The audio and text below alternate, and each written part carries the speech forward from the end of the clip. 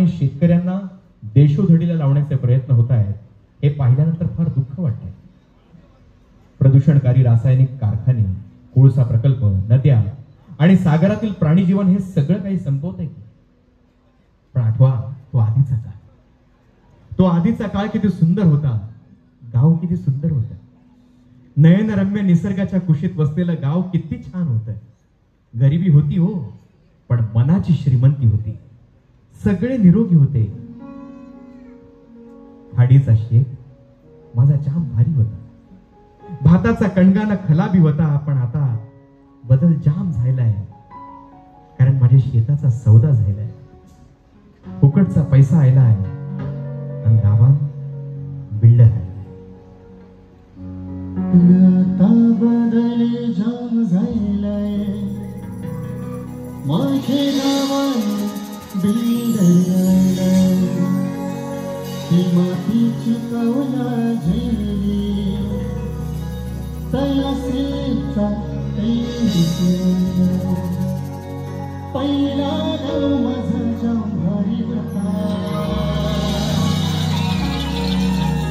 हिरवे झाडांशी भरलेला होता. पण आता बदल जाम झाला, माझे गावात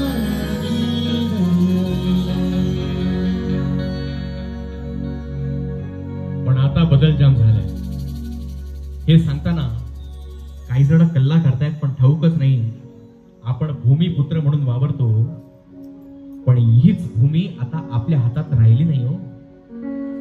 ती आपल्या हातून सुटू लागली. आलेल्या पैशांची जर योग्य गुंतवणूक केली असती, नवीन व्यवसाय सुरू केला असता, समाजातील होतकरू मुलांना रोजगार उपलब्ध करून दिला असता, समाज सेवा करून देश सेवा सुद्धा घडवण्याचा प्रयत्न केला असता, तर चित्र काहीतरी वेगळं असतं. पण असं न घडल्यामुळे आता समाजाला हा सवाल विचारायची वेळ येऊन ठेपली आहे की जमिनीचा पैसा खपल्यावर दादा तू करशील तरी काय?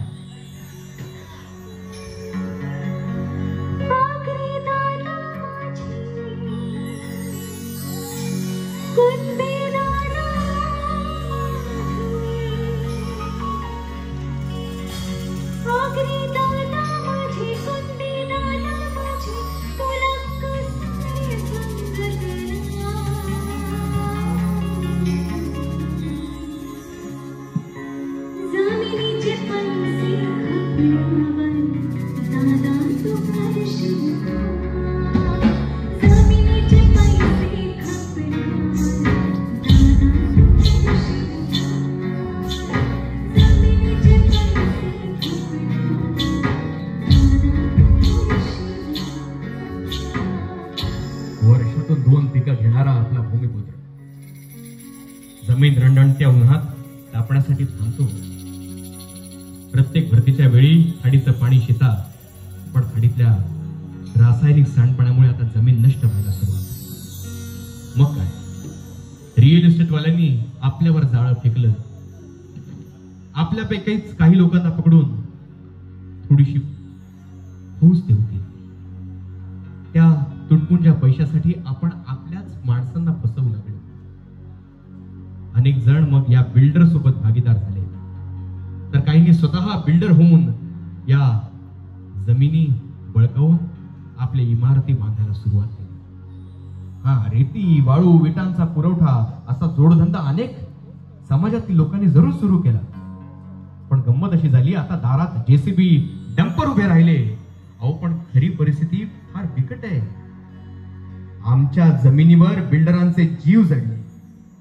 दलालांच्या मदतीनं कसायाच्या जमिनीवरच सिमेंट भरले. जमीन विकून इतका पैसा आला की गावात लोढा आला आणि आपल्या कमरेला घोडा.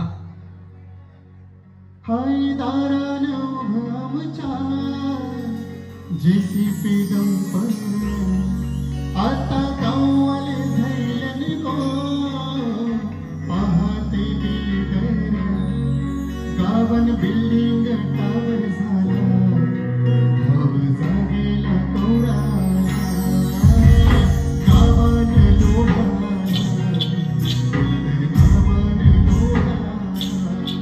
आता साधू से साहिब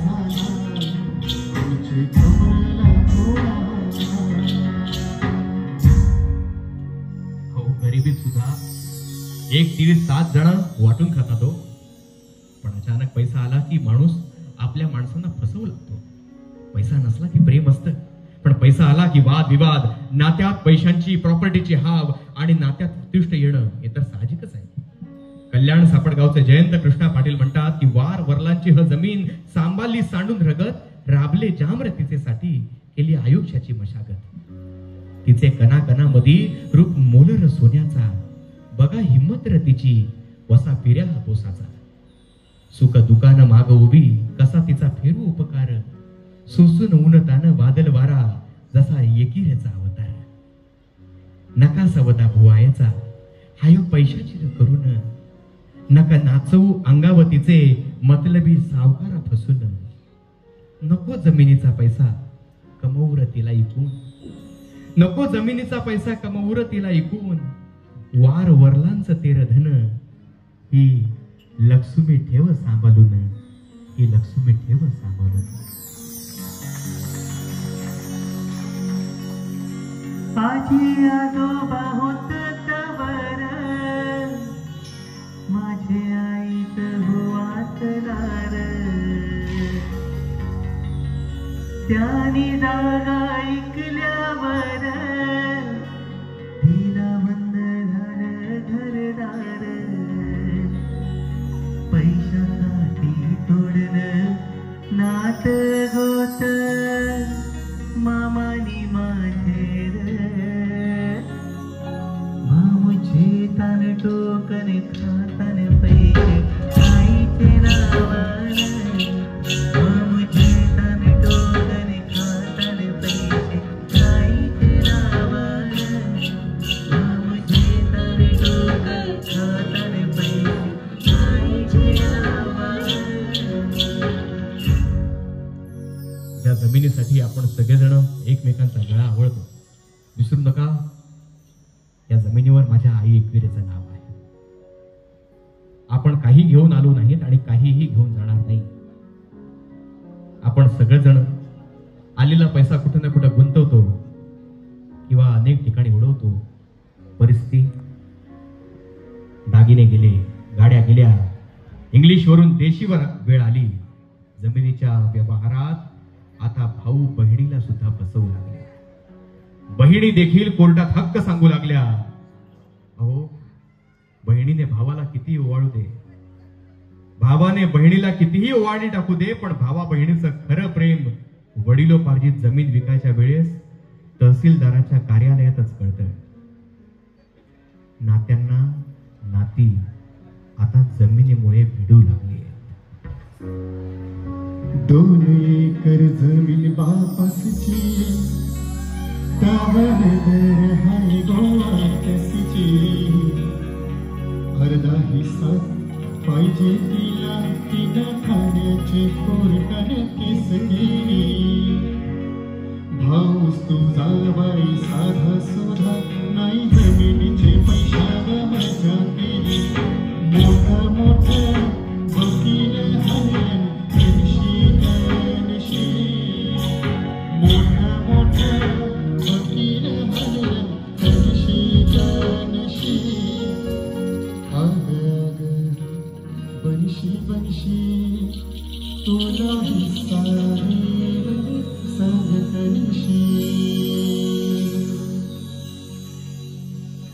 संधी आणि सूर्योदय या दोघांमध्ये एकच समानता आहे. ती म्हणजे उशिरा जाग येणाऱ्यांना या दोन्ही गोष्टी कधीच मिळत नाहीत. म्हणून आम्ही आत्ता जागा करतोय. बहिणीनं समजूतदारपणा घ्यावा, भावाचा विचार करावा. भावानं सुद्धा बहिणीची नेहमी काळजी करावी.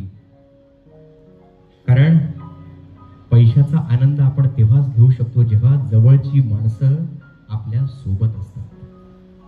भावाला बहिणीची किंमत देखील तेव्हाच कळते जेव्हा ती सासरी जाते. म्हणून म्हणेन की अतूट हे नाते आपले आजन्म लाभो मला, विसरूनही मी स्वतःला जपून ठेवीन तुला. माझं हसणं, माझं रुसणं ओवाळून घे ना जरा, तुझ्या त्या ओवाळणीने येतो जगण्याला अर्थ खरा. दुःख आले तुझ्यावरी घेईल ओढून मी स्वतः, घाबरू नको तू, जीव ओवाळून देईन तुला. संकटावर मात करण्या तुझ्या सावलीत मी उभा भाऊराया तुझा. संकटावर मात करण्या तुझ्या सावलीत मी उभा भाऊराया तुझा. तुझ्यासाठी विटेवरी उभा, तुझ्यासाठी विटेवरी उभा. बहीण भावाचा नाता वेगळा, मायेची सर नाही जगी कुणाला. हसवाची टीपा लागली डोळ्याला, उनका नाही थांबल लाडके भावाला. लाडके भावाची पाठीची सावली जाईल जवा दिल्या घरानू. येईल आठवण भाऊन तुझा ताई मनानू. ना माया ही बहिणी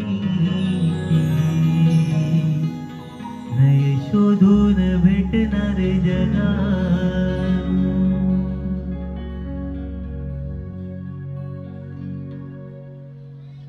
आज आगरी कोळीवूड हा कार्यक्रम सादर करीत असताना केवळ मनोरंजन नाही तर समाज कार्य आणि प्रबोधनही करणं हा आमचा हेतू आहे. आम्हाला ठाऊक आहे उचललेलं हे पाऊल काही जणांना खटकत असेल, काही जणांना आवडत असेल, पण आपल्याच मुलांनी काही वेगळा प्रयोग करण्याचा प्रयत्न केला. या प्रयत्नाला लग्न कार्यात, हळदीच्या कार्यक्रमात किंवा अनेक महोत्सवामध्ये नक्कीच खूप मागणी येईल. बुकिंग सुरू सुद्धा झाल्या, पण तरी सुद्धा या कार्यक्रमाच्या माध्यमातून संस्कृती टिकवून ती जगभर पोहोचवण्याचा प्रयत्न करण्यात ज्यांनी ज्यांनी आपलं मोलाचं योगदान दिलेलं आहे ते सगळे आपणा सगळ्यांच्या आशीर्वादासाठी खरंच भुकेलेले आहेत. सगळ्या कलावंतांसाठी आपण सगळ्यांचं प्रेम लावत राहू द्या.